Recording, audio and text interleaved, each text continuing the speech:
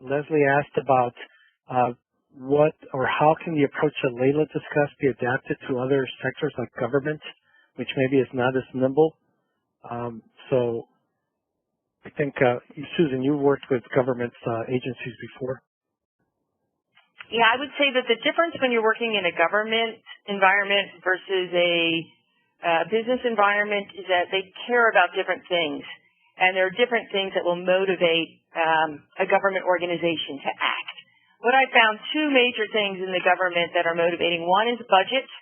And I think the threat to budget would be we're not going to spend the budget because we've missed out on time. It's taking us too long to make these decisions.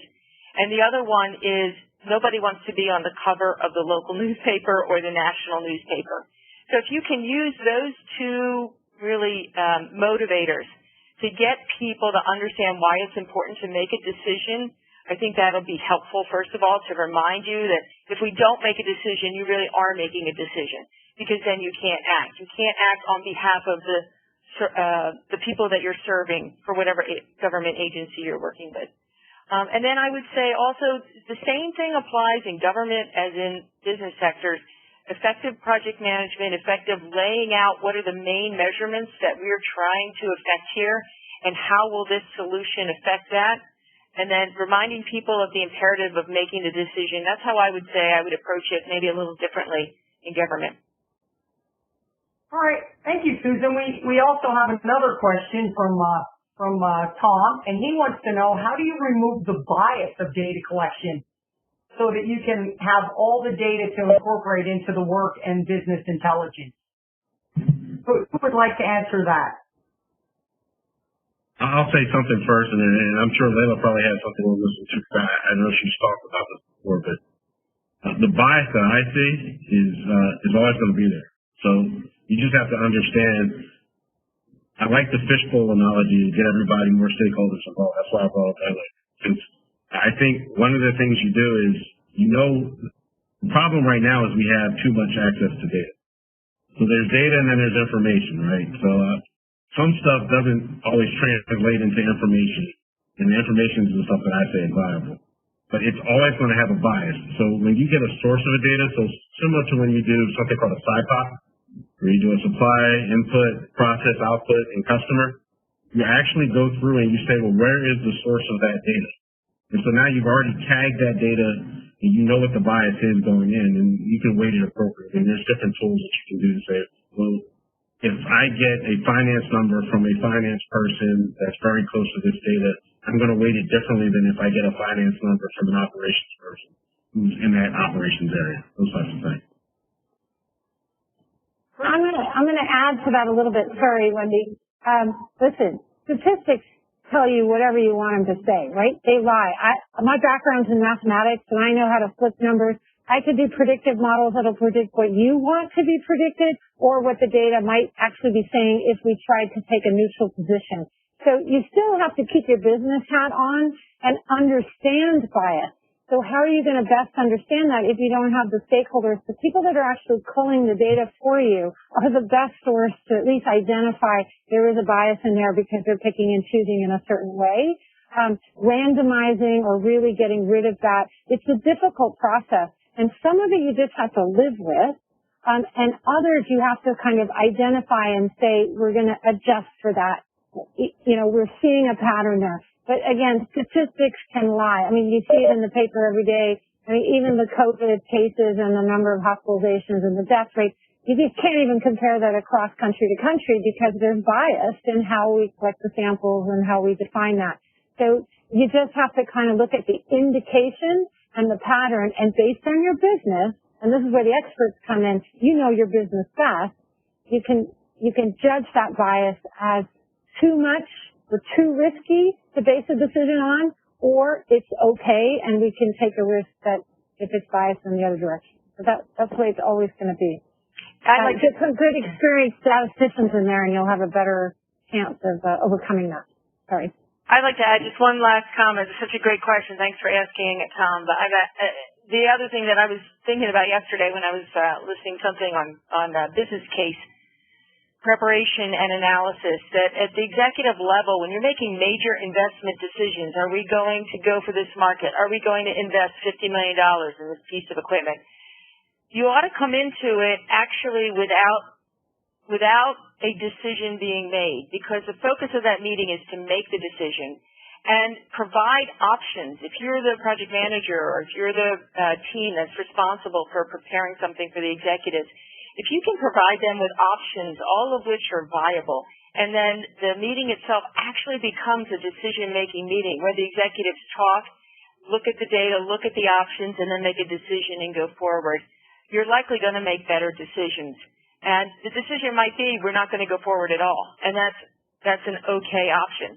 But you still have to make sure that you're bringing those executives multiple options that are viable so that they can, in that time, make that decision. Because often I think we bring in our bias towards this has to be the solution. So we'll present a good solution and two ones we know that they'll never accept. So if you're really going to be making decisions in a group together with the right people to make those decisions, particularly when it's around investing in maybe either people or organizations or markets or equipment, it's good to take that approach to have multiple viable options. You were asking me about what kinds of tools. Well, operational excellence leaders come with a bag of tricks, right? We've got a lot of things in our arsenal and our toolbox.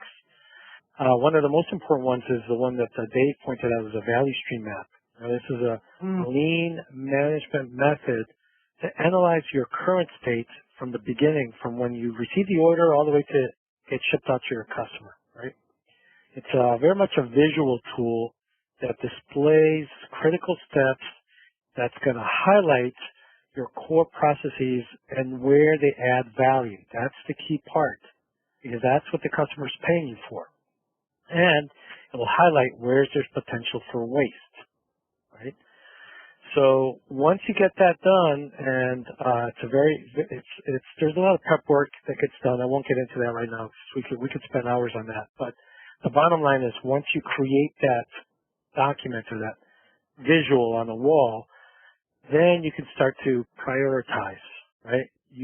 Then you say, well, what's the ease to implement an activity versus its impact?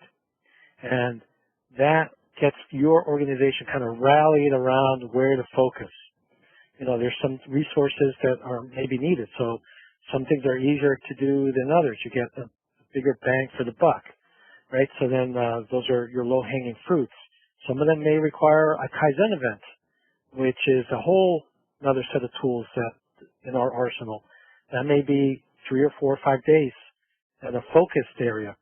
And then there's some major projects like what Susan was alluding to, which requires a large amount of capital expenditure. But it's a good way to kind of filter them out, and you kind of see where all the pieces are going to fit. Good. Thank you, Fidel. We're getting a lot of great questions coming in from our audience. Ola wants to know that often executives make decisions based on their bias, as Layla mentioned, but how can you influence decision-making at the executive level if you're not an executive? You want to take that, Layla? Okay, so I'll tell a story from GE, right? When I came to GE, it was late 90s. They were not on the internet. There was no GE.com, NBC.com, none of them, didn't exist. Some 20-something-year-old in the company wrote an email directly to Jack Welch. He was like jack.welch@ge.com and said, "Are you an idiot or what?" It was a famous email that said, "How come you guys, you're not on the web?" Right? And Jack Welch wrote, what's the web? Okay, he didn't even know what it was. So he took a risk. But the flip side was, Jack said, "You fly up here and tell me all about it. I'll give you an hour." And so he said he got 2 weeks to prepare, put together your presentation. So this guy had to put his money where his mouth was, right? It's not one thing to call out an executive. It's another thing to take that chance and say, "Let me come and explain it to you," which is what he did. And by the end of that presentation, he then became head of the digital space for GE.com.